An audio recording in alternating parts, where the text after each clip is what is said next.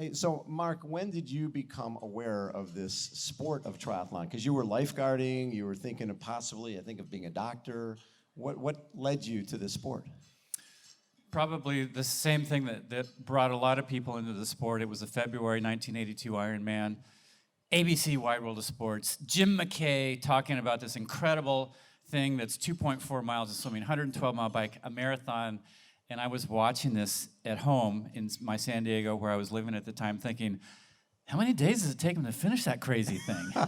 Exactly. You know, and then he says that it's 7 a.m. is the start, and they have to finish by midnight, 17 hours later. I thought, there is no way a human being can do that. Right. But clearly, as I watched these seemingly ordinary people cross that extraordinary finish line on Ali'i Drive, I thought, I think I have to go there and try that. Right. And for you, Dave, you had been over in '79, right, doing some Waikiki rough water swims over on Oahu. And the original Ironman was on Oahu. 15 people started and finished, 12 finished in both '78 and '79. And then you came over in 1980 to do the race. And of course, it was probably the prize money that led you there, because it was huge money for the 108 of us who were there that day. There was no money at all. What brought you to that race? You were obviously a top swimmer, but were you doing a lot of cycling and running as well? Well, I think like a lot of folks way back when, it was a small group, and Bob just kind of slipped that in. Bob was also at the starting line in 1980. Yeah, but head to head. Yeah, we were head to head, except I got a full body massage for 45 minutes between the bike and the run. And while I was laying there, Dave had already been finished for about 3.5 hours. So, that's my kind of racing, the massage in the middle. Exactly. How about that, huh? So, Dave, when you came over in 1980, what did you know about that thing? The event was publicized in Sports Illustrated after the 1978 race, and I read the article and obviously was intrigued by it. I had finished college and was still athletic. I was running on my own, and where I went to school, UC Davis, was a cycling community, so I didn't own a car. I just rode my bike around and thought, well, I'm pretty fast around town.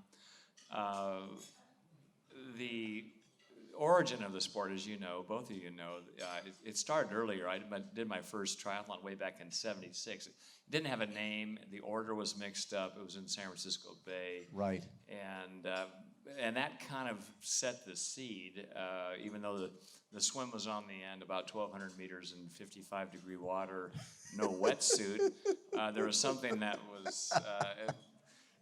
was provocative about it. And I said, well, maybe I'll have a chance to do another one of these. So '78 was the first original race, as you mentioned. The first three were over there. And in 1979, a close buddy of mine, Mike, said, Dave, you got to do this. You're just built to do this. Well, we were both green. We were both naive. I had no idea. But I went over there in January of 1980, and I said, I'm going to race this. I don't know really what that means, but I'm going to go as hard as I can. And I think the mindset in 1980 was just to survive the darn thing, and I thought, well, I'll go as quickly as I can, and if I'm relegated to a walk on the marathon, that may happen. So that was my debut.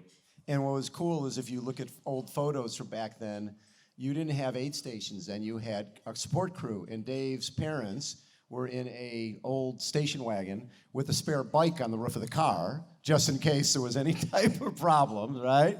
And I think you had a problem, because back then you didn't have pedals, shoes that went into the pedals. You sort of had these little things that went on the edge of the pedal, and you couldn't get yours in. And a movie called Breaking Away had just become very popular. And in it, they duct taped the guy's foot to the pedal because it wouldn't stay on. You were a duct tape guy, huh? I was duct tape in. A close friend of mine, Pat, said, we got to keep those shoes on there. And Bob described it quite well. And most of you are not antiquated like the three of us up here. But the original cycling shoe was just a slit. And you had to put your foot in there and make sure that it kind of adhered to the shoe. But it didn't really work. And then you cinch it down with a leather pull. And either your feet would bleed or fall off or fall asleep. But before we started out on the bike in the transition, well, it wasn't really a transition. Our bikes were just on the ground.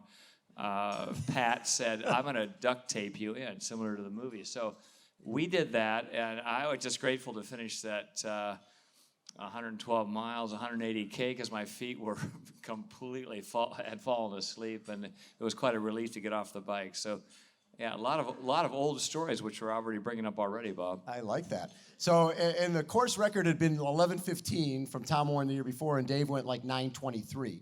Changed everything right from the beginning because he raced the thing. It showed that the sport was evolving. And then 81, 82. So in 82, the one Mark watched, there was the race where Julie Moss crawled became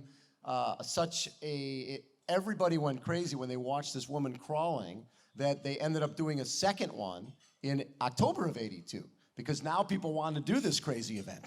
And in the meantime, they started a thing called the United States Triathlon Series in June of 82, and Mark was there, and Dave was there, and Dave wins the race. And Mark, your background as a swimmer, Mark always had this attitude that if someone passed him, then he was never going to pass him back. They were going to win. But in that race, and it's funny when you look back at the history of the sport, Dave Scott wins. Scott Molina was second, another one of the big four. Scott Tinley was third. And a guy named Dale Basescu was in fourth place, and he had passed Mark. And then what happened, Mark? Well, I actually came off the bike in fourth place behind, I didn't know who was ahead. They just said, "You're in fourth." And I'm thinking, this is my first triathlon. It doesn't get any better than this. And so then, I was running along, and this guy passes me in the first mile, and his name was Dale Basescu. And he was a pretty darn good, experienced triathlete already at that point. And he passes me, and so then my swimmer brain tape started playing that said, oh, if somebody starts to pull away from you, they've won it, or they're going to stay ahead of you, and you can't catch them back.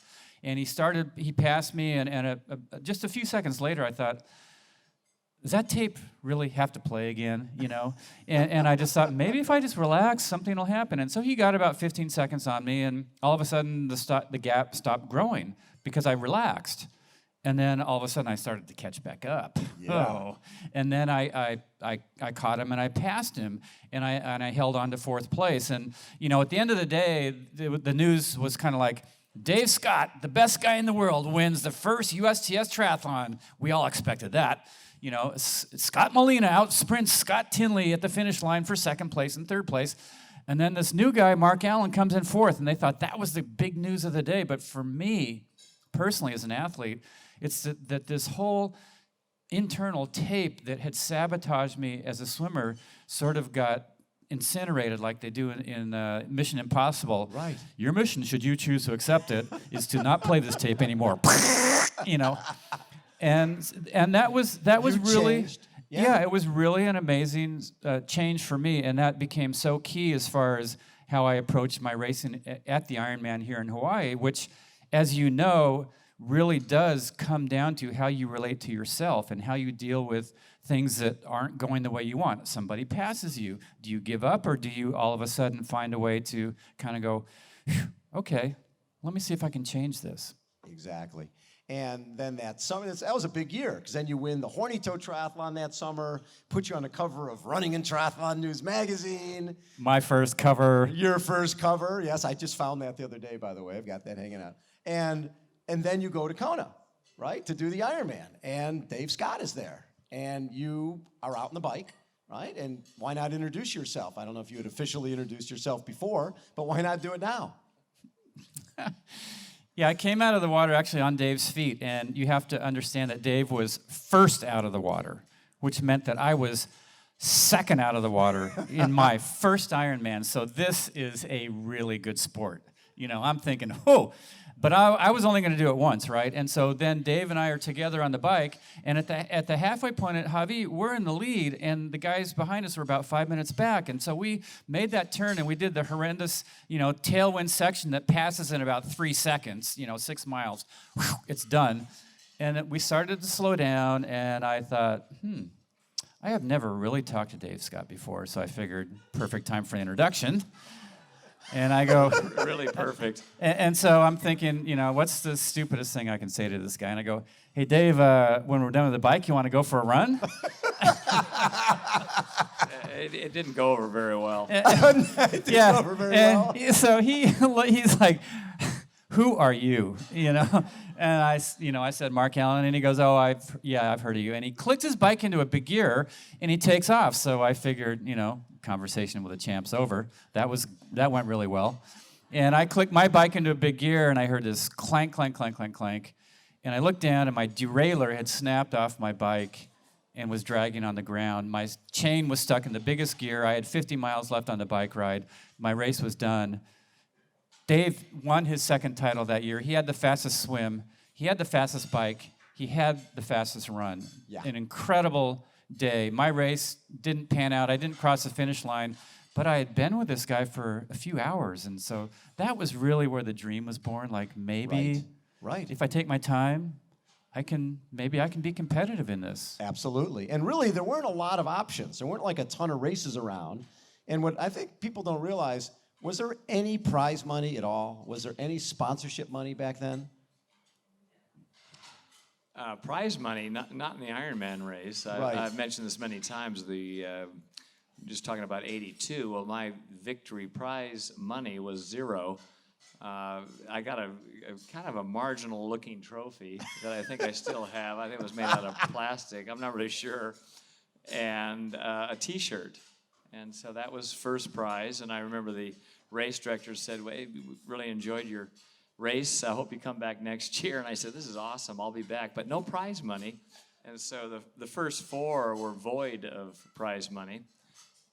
Number 5 that I won in 1986, one of the locals on Lee, who was a resident on Lee Drive in Kailua, put up $8,000, and I was able to win in 86. I got an $8,000 check, and then same guy in 87 put up 10. I think he felt sorry for us that we're working so darn hard in our training.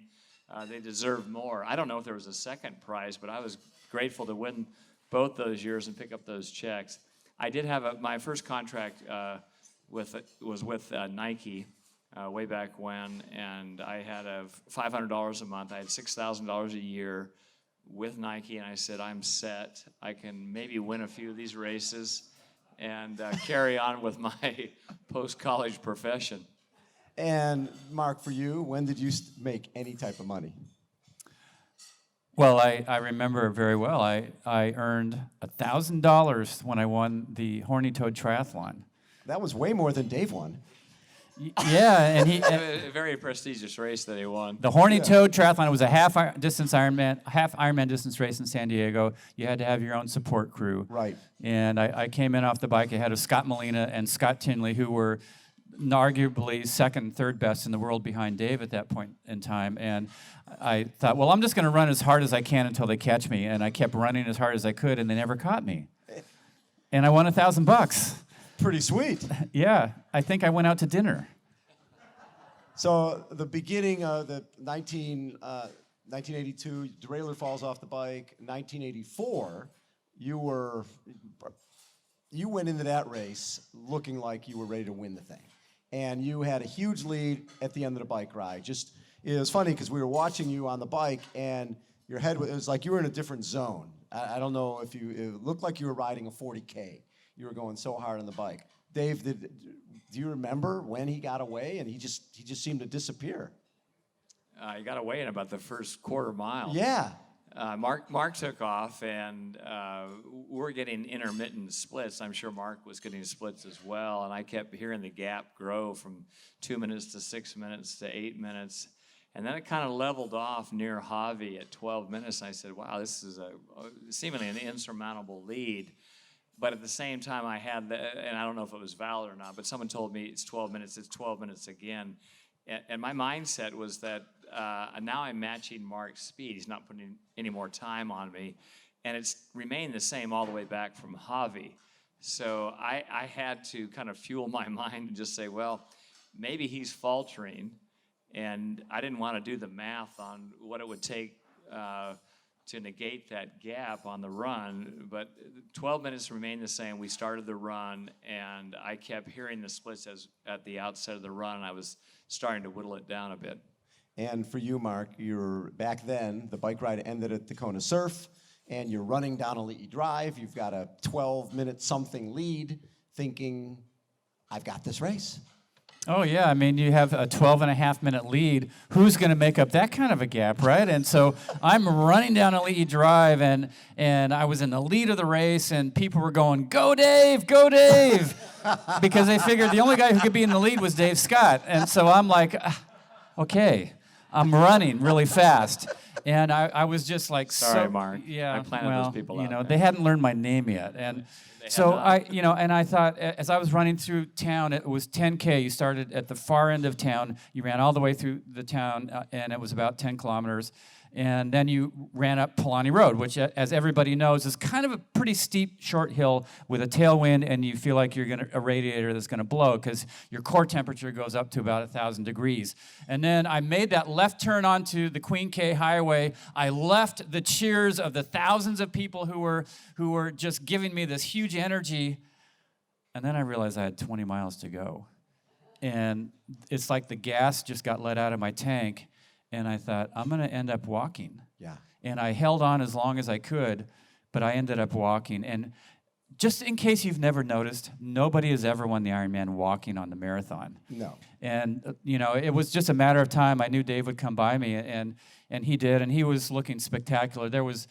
I had zero chance of even trying to stay with him for 1 second. He went on, and he won an incredible race. And at one point, I must have looked really bad because the medical team came up to me and they said, "We need to ask you a few questions." And I go, "Okay, yeah, I was walking at this point, so they could keep up pretty easy." And they go, "What's your name?" And I go, "Mark Allen." And they go, "Well, what are you doing?" And I go, "I'm in the Ironman." And they go, "What day is it?" And I'm thinking, oh God. Is it Saturday or Sunday? If I get this answer wrong, I'm being pulled. I couldn't remember. And I said, "Leave me alone. I'm doing fine. Just let me go." And they let me go. I must have sounded pretty strong, But it was really pretty disappointing, and it was eye-opening. And I realized, this race takes a lot more patience than I thought it would take. You cannot go crazy on the bike and expect to win it because you're going to pay for it on the run. And I didn't learn the lesson well enough, but I slowly tried to evolve the approach that I had to the strategy of how I was going to race to hopefully have the best race that I could out there. So was there a point, because 84, 13-minute lead, 87, 5-minute lead, Dave runs you down and you end up in the hospital with internal bleeding, and then 88, you flat a couple times and Dave pulls out the night before. Was there a point where you thought, why am I coming over here? This is silly.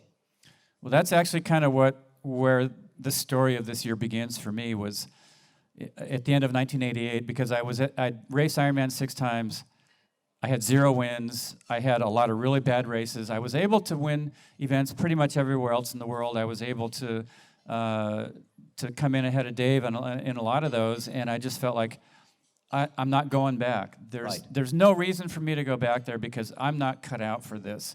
And so at the end of 1988, I was actually not putting Ironman Hawaii on my calendar for 1989. So the race that became the epic battle wasn't even going to happen. You can't have a battle if both of you don't show up. Exactly. And Dave, for you, 88, you again pulled out because of knee issues the night before the race.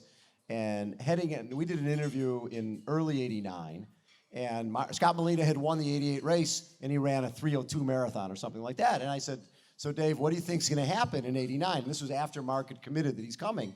And basically what Dave said, "Listen, I don't know what's going to happen, but I'll tell you what's not going to happen. Someone's not going to win the Ironman running a 3:02 marathon. Somebody's going to run in the low 240s, and there's only 2 of us who can do it."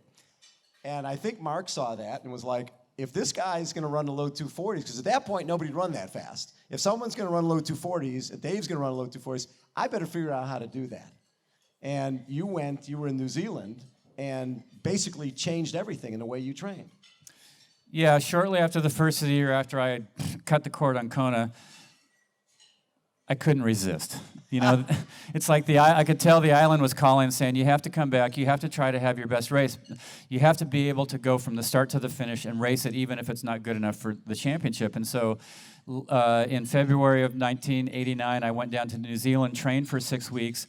There were no cell phones. There was no laptops. There was no phones. My life became completely simple And in that simplicity, I was able to put in this incredible volume of training, something that I never knew that I could do and absorb before. And suddenly I realized this is how I need to approach getting ready for Kona. Right. Simplify my life and focus really into what it's going to take. And it was like a complete switching point as far as the physical aspect of getting fit enough to be able to hopefully have a great race in October. And Dave, you were the guy who pretty much changed everything in Kona. You were the first guy under 3 hours, first under 250.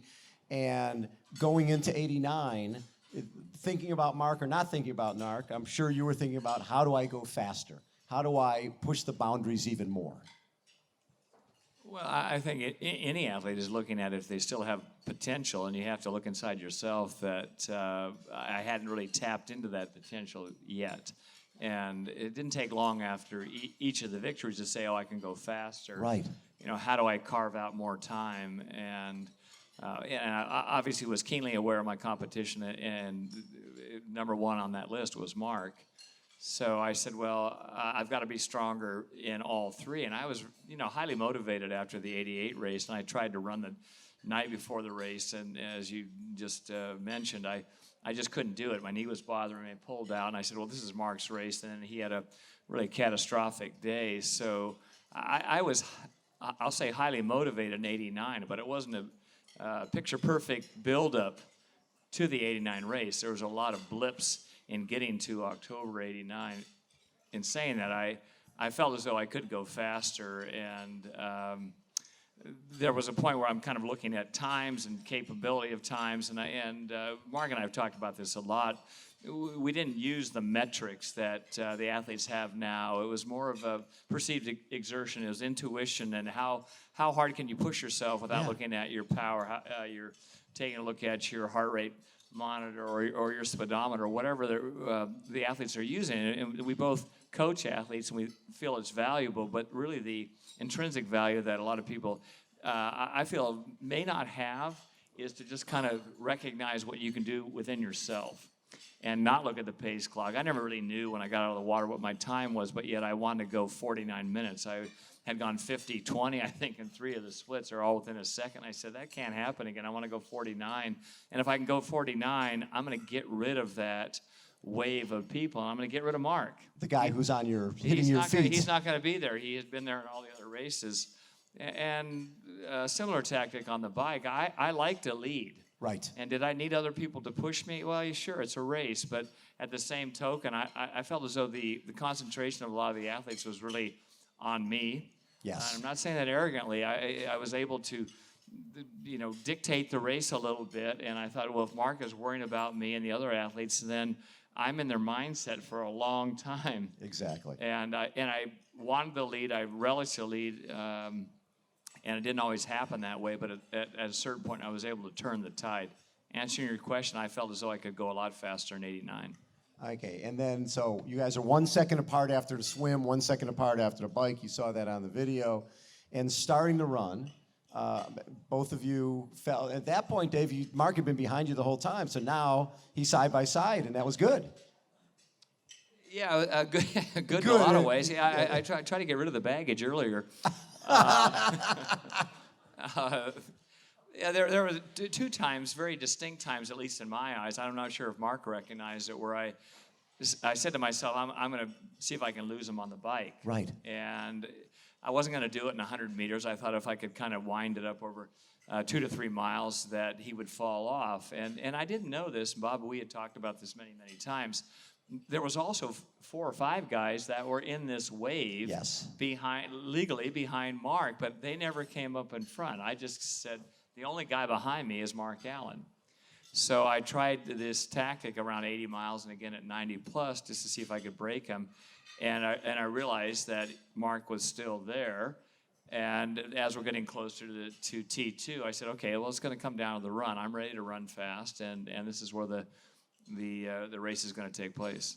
And the pace was, I remember Mike Riley was doing the announcing at the finish, and he was getting splits back, and he thought somebody's crazy. There's no way these guys are running so fast. Did you have a sense, Mark, how fast you guys were running? I did, but I need to back up for a second because Sure. Dave was talking about how he was planning to hopefully try to go 49 and lose me and all that kind of stuff, And I have to say that Alistair Brownlee's in the audience, and he swam 46 and change the other day in the practice swim, so he's probably just going, duh, you guys are like, old news. Turtles. I would have been out of the water 3 minutes ahead of you, so you would have been worrying about losing each other, and I would have been off the front with the camera van, right? So, Alistair, that was awesome, man. This is kind of like a race. They're all eating, and we're not. I know. So, Smells good. when we were running through town, all I knew was that we were going at a pace that was so much faster than anything I had ever run before. And later I would find out that we were running, averaging about 5:48 miles, which, in the opening miles of the Ironman in Hawaii, that's a big ask of your body because that might be too fast. You might blow up later. But I figured I'm with the best guy in the world. The goal was to stay with him. If I blow up, at least I'll go down with the best guy, right? Right. And about 3 miles into it, we had passed Wolfgang Dietrich, who had been leading the race for quite a bit of it. And so we are in the lead. And Dave had the birth of his son, his first son, Ryan, had happened a couple months before. And as we're running along, I see his wife, Anna, perched in the front of the crowd up on the course, and she's got the baby ready to go. And we come up next to her, and she jumps out of the crowd. We're running in the middle of Leahy Drive. She jumps out, and she comes right next to us. She's got Ryan, and she's going, "Go, Dave, go, Dave, go, Dave." And then all of a sudden, I realize she's running next to us with Ryan at a 5:48 pace. And I'm thinking, this is really impressive. But then I could feel Dave, just seeing his newborn son. He became superhuman with this excitement and this joy and this happiness and this inspiration. And that was the only time I said anything to him that day. I said, "Hey, Dave, that is not fair." I was gliding at that moment, and losing Mark and my emotional state, and seeing Ryan, and Ryan, my son, is right over here. He's now 30, and oh yeah, and he's a lot bigger.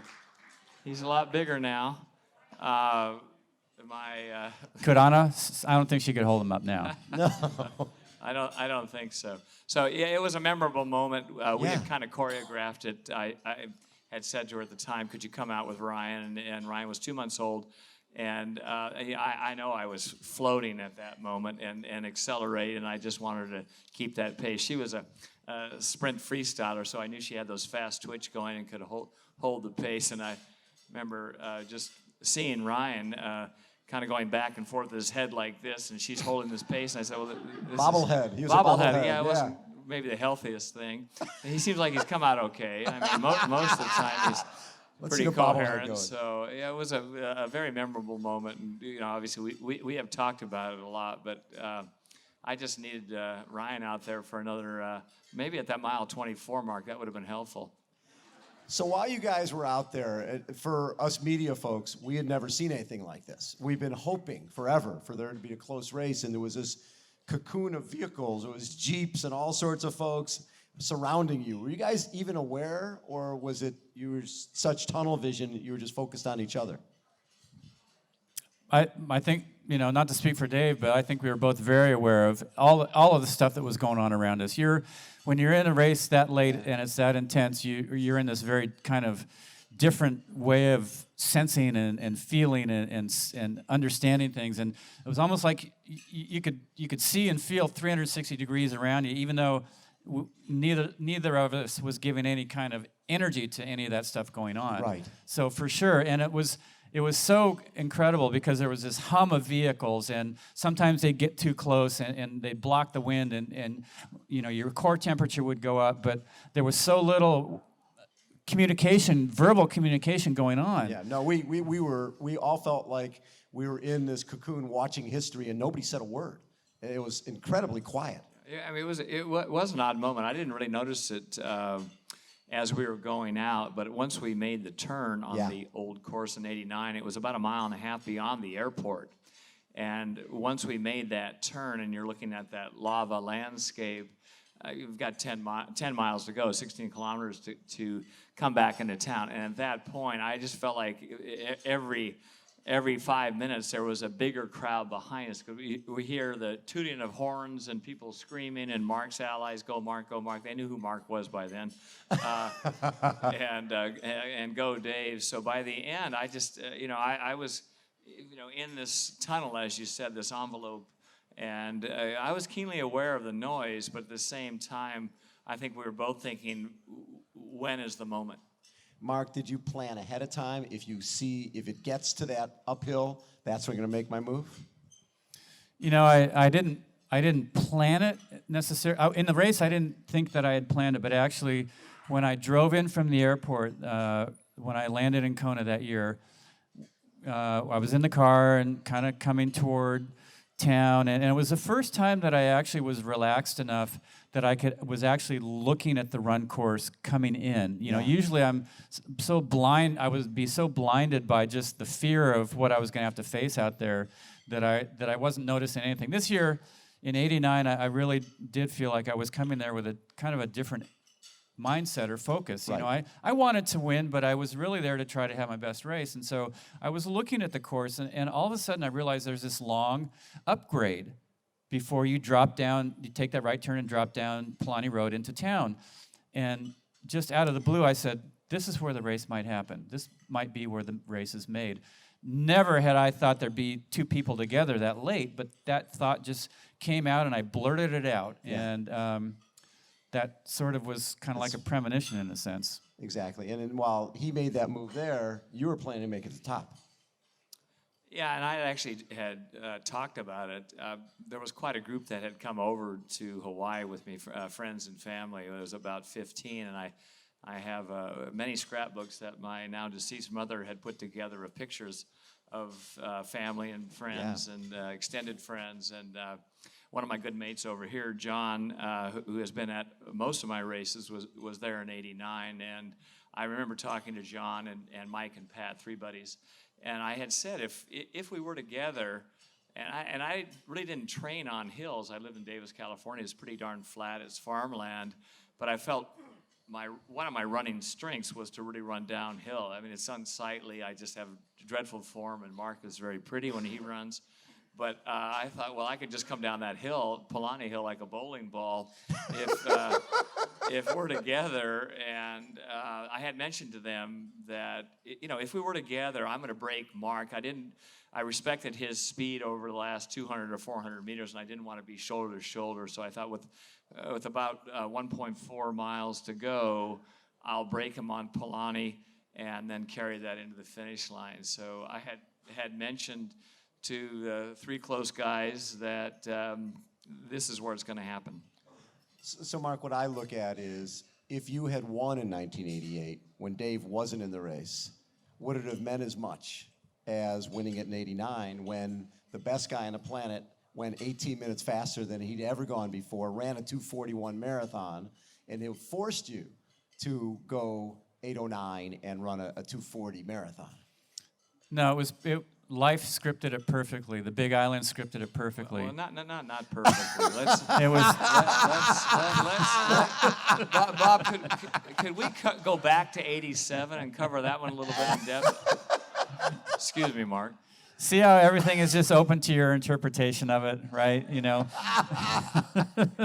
I mean, had I won in 1988, there would have been an asterisk next to it. Right. Yeah, you won, Really? but Dave wasn't there. Exactly. And I think I would have come into '89 with pressure. And really in '89 when I came here, I didn't have a lot of pressure because it was like Dave Scott is the favorite, and these other guys are favorites, and this guy's a favorite, and Scott Molina, who won last year, and Mark Allen, he's kind of a dark horse. And nobody really gave me credit, so I was kind of like, okay, here we go. So no, it wouldn't have been the same. And, ultimately this race that we had together is not about me winning and Dave getting second or anything like that. It was about what we did together. Because there's no way that either of us could have had that kind of race on our own. There's nobody else out there who could have helped us elevate ourselves to that incredibly high level. Third place was 23 minutes behind us. You know, it wasn't like the guy in third was 2 minutes back and he was up ready to catch us. We were in a completely different realm, and it was the first year that I think the world saw, Dave knew this already, but the world saw that the Ironman is something that can be raced start to finish, and it completely rejiggered everybody's expectation and the way that they approached the event, that, okay, yes, it's not a survival contest. It's not some weird thing where we're swimming, biking, running for hours on end and it's beyond human endurance. This is something that can be managed and turned into an incredible performance. But it only happens when you just are willing to lock into something that you never even maybe even contemplated as something that could be a reality. I mean, I did my best time on that day by almost 30 minutes. Yes. You know, Dave did his best time, broke his previous world's record by around 18 minutes. That's a huge jump, especially when he's already going pretty darn fast. And, you know, our marathon splits that day pretty much stood the test of time and are actually as fast as anybody's going these days, pretty much, within a few seconds. And so, you know, it's just something that for me was very special. You know, it wouldn't have had the same meaning had that been the second title that I'd won. And I don't think I would have won it had I been coming back as a defending champion. I'm sure that Dave would have won it. So thank God I lost in 1988, I think is what I'm saying. I love it. How about a huge round of applause for Dave Scott and Mark Allen. And I know both you guys were at Ironman South Africa last year when we watched probably another one of the classic races at Ironman 70.3 Worlds, where you had Jan Frodeno win and run a 106 half marathon off the bike. Alistair Brownlee ran a 107. Javier Gomez ran a 108. And in a few seconds, we're going to be able to chat with Alistair Brownlee, who'll be doing this race for the first time. But first, a little video on the two-time Olympic gold medalist, Mr. Alistair Brownlee. Ladies and gentlemen, please welcome the two-time Olympic gold medalist, Mr. Alistair Brownlee.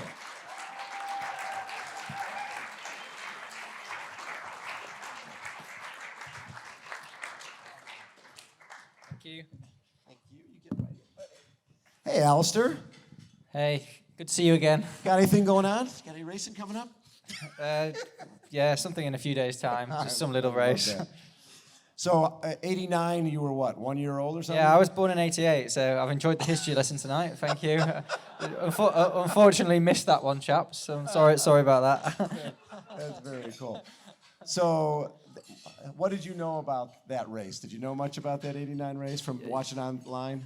Yeah, well, I was swimming and running from being 6 years old, and actually did my first triathlon when I was 8, and I knew about triathlon when I was 8 years old because I had an uncle who was doing triathlon, and he was actually doing Ironman. Didn't ever race in Hawaii, but raced Lanzarote, and so I knew, I knew about Ironman, I knew what it was, and not quite when I was 8, but a few years after that, probably by the late 90s and early 2000s, I'm starting to follow the sport and learn about it. So probably from then, I kind of knew what was going on. You were one of those guys similar to what Dave was, sort of the Roger Bannister of Ironman, where he was the first guy under 3 hours for the marathon, under 250, and the first guy to go under 9 hours and 8:30. And in ITU racing, you changed ITU racing, because it used to be swim, people would hang together on a bike, and it became a runner's race. But you were the guy who was screaming at people going, let's go, and took off on the bike and made it into a real race. Talk a little bit about bringing that same type of attitude to Ironman racing, or is that even possible? Yeah, well, I've been told about 3 million times this week that you don't race like that, Ironman. So yeah, I think for sure, I think what I've tried to do for my whole career is look at a race and go, what's the best way? What gives me the best odds of getting the best result and winning this race? And I didn't always race like that in every ITU race. I just raced like that kind of when it suited and the scenario was right and the people were right. And that gave me the best chance. If you finish the bike with 2 or 3 people, you just got a better chance of winning than if you finish the bike with 20 or 30 people. Exactly. So, and maybe that's the case in Ironman, maybe not. We'll see. So for Mark, you've obviously watched a lot of great athletes in the past, and you had a chance to watch Alistair at Ironman South Africa, as did Dave. What were your impressions?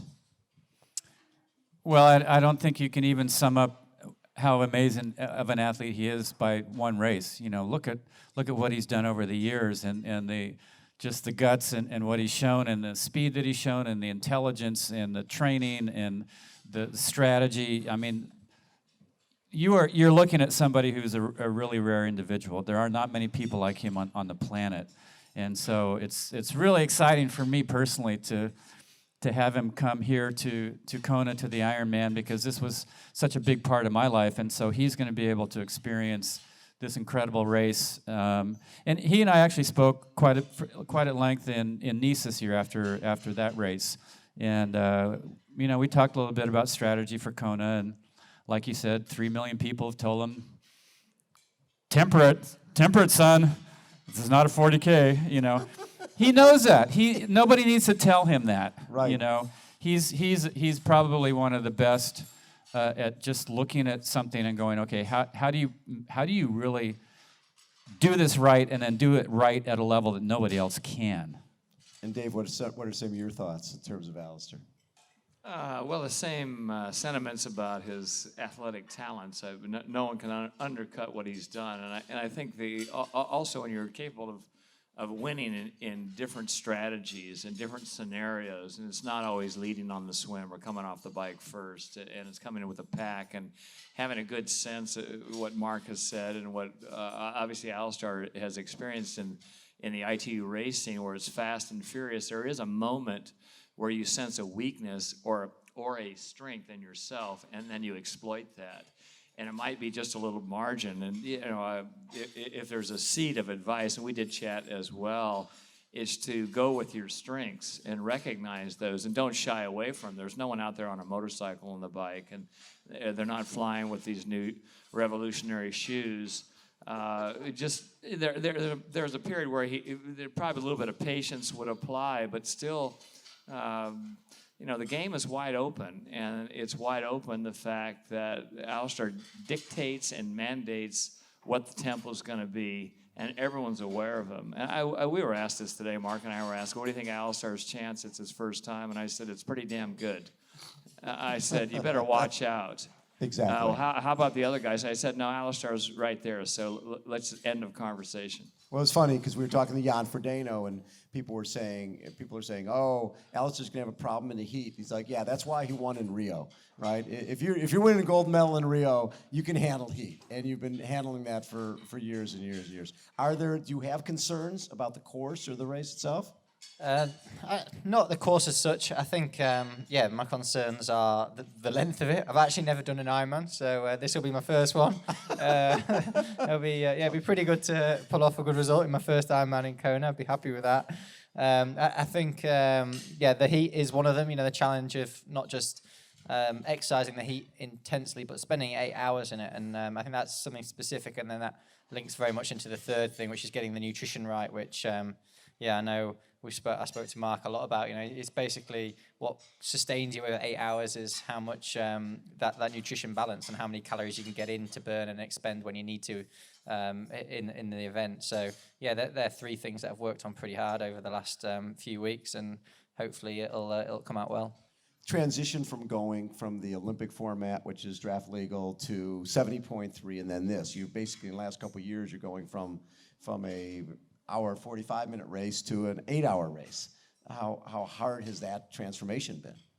Yeah, I talked to Mark about this as well, actually. I think we kind of both agree that it's not as different as a lot of people think. I think, in a period of about a month earlier this year, I did a sprint World Cup, Olympic distance race, an Ironman race, and a 70.3 was only a few weeks before that. So a period of a couple of months, I've done pretty much every distance in the sport. And there is definitely an extent when you're fit. But I'd caveat that when you're looking at a major championship like this, you have to prepare specifically for it. You know, so just as you or have in the past prepared specifically for Olympics, you know, whether that's a heat in Rio or a fast run in London, you've got to prepare specifically for this. And so off a base level of being fit for an endurance event that consists of swimming, biking, running, it's preparing for the specifics of this race, which I think is what, you know, we know about the heat, we know about the wind, we know the nutrition elements of it, and that's what I've tried to do. Right, and you've gone up. Obviously, you raced Jan Frodeno during the I2 years. You saw Patrick Lange at 70.3 Nice. You've raced all these guys, so there's really no surprises except for you're on a different course. Yeah, on a different course, and it's twice as long, and it's quite hot, and yeah. But But the same thing. And I've never done it before, and yeah. But yeah, for sure. I mean, I've again, it's something I've always tried to tell myself. A triathlon's a triathlon at the end of the day. It doesn't matter. I go right back to the first time I ever went to the Olympics in Beijing, and you know, I'd known about the Olympics from. Well, triathlon was first in the Olympics in 2000, and I stayed up late into the night as a 12-year-old to watch it then, and managed to make the Olympic team in 2008, 8 years later. And the Olympics is this fantastic, mythical thing, and I very clearly remember standing on the start line and going, you know, it's still a bit of blue carpet that you're standing on. It's still the same guys to my left and right. It's still even the same official on the starting gun, and the same guys in transition. So, and it's still swim, bike, run. So how different can it be? And I've tried to kind of apply that to everything I've done since. Well, except in 2012 when you go to London, and there's a little bit more pressure when it's at home and you're doing the most important race of your life in front of a country that's expecting you and Johnny to win the thing.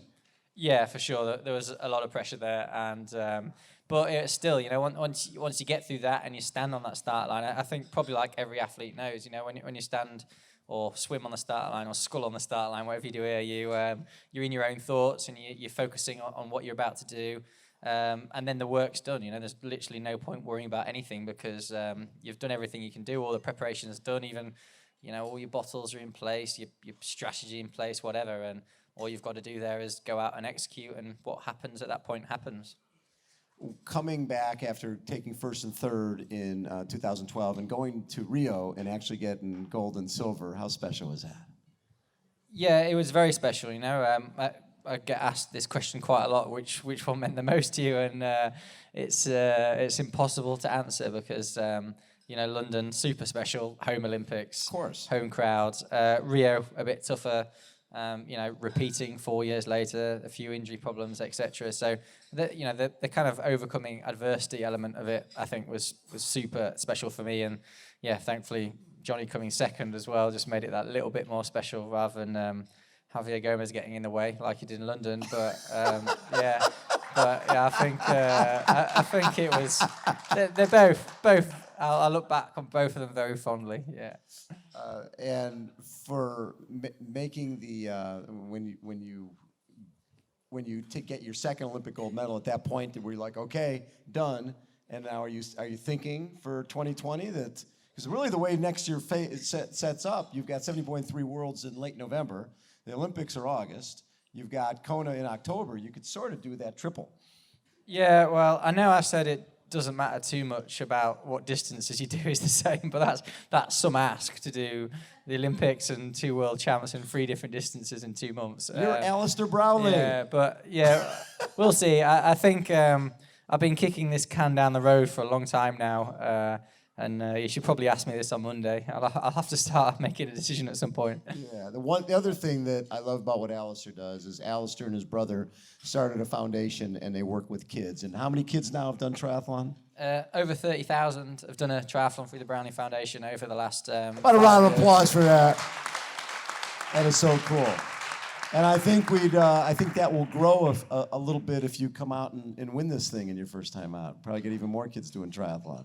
Yeah, I mean, it's been a fantastic growth journey for the foundation over the last few years, and we continue trying to grow it in terms of raising the funds to do it and finding places to put them on. So, we look forward to being able to put more into it over the coming years. I love it.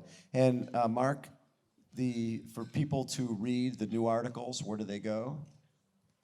Yeah, you've heard a few great stories from Dave and I tonight. But we've got a lot more that are already published on a website, 1989thestory.com, 1989thestory.com. At the prompting and the idea of Scott Zagarino, who's been around the sport for years, also my business partner, close friend. He came to us earlier this year and he said, nobody has really told the true story of what you guys had to go through, the decisions you had to make, the challenges you had to overcome to actually just get to that start line in 1989. Exactly. Why don't you collaborate on some stories this year and put it up so that people people can see that you're not machines, you're human beings, and that you had to overcome the same things that everybody does to get to where they want to go and to achieve dreams. And so we've written 10 stories about everything that led up to that year, and also at the actual race day story. We've posted 8 of them so far. There's 2 more to go. They'll come up each Thursday for the next 2 weeks after Kona, talking about race week, and then also some stories about the actual race itself that nobody's ever heard before, except for maybe our close friends and family. So 1989thestory.com, check that out. So we want to wrap things up because Mr. Brownlee has a little bit of a race coming up the day after tomorrow. How about a round of applause for Alistair Brownlee, Dave Scott, Mark Allen. Thank you guys for being here. You guys are the best.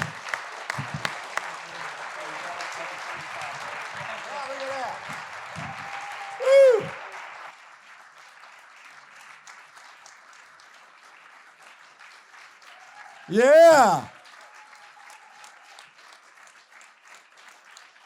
That was brilliant. Thanks, Mark. Thank you, buddy. That was awesome. Mark, back to you, buddy. Thank you so much. Thank you, Bob. How about a round of applause for Bob Abbott as well, everybody? You're very welcome.